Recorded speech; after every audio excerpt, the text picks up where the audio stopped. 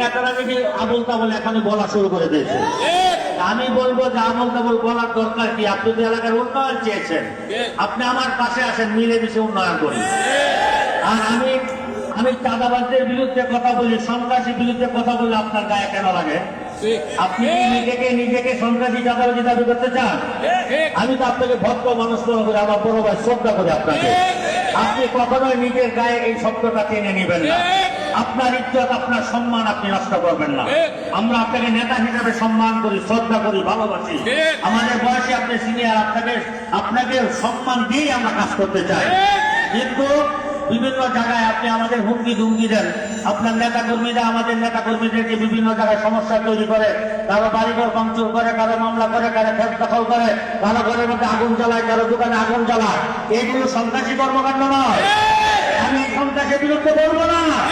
আপনি কি মনে করেন মোহাম্মদুল্লাহ 3 মাসে এমপি হয়ে গেছে? আপনি বলেন টাঙ্গাইল থেকে আসছি, আমি কিছুই জানি না।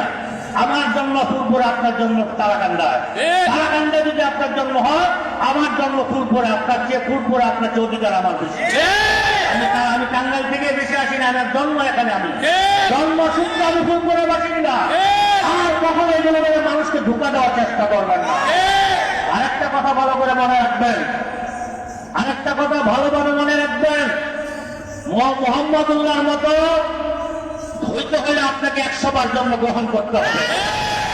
100 বার জন্মগ্রহণ করলে মোহাম্মদুল্লাহ হতে পারবেন না। কিন্তু আমি প্রতি মুহূর্ত আমি আপনার মতো, প্রতি সেকেন্ডে আমি আপনার মতো। আপনার মতো হওয়ার জন্য আমার সেকেন্ডের প্রয়োজন পড়বে না। এই জন্য আসুন, যে কোনো দলের লোকজন যারা আছেন, আমি সবাইকে নিয়ে কাজ করতে চাই। আমি দল মতের ঊর্ধ্বে উঠে কাজ করতে চাই।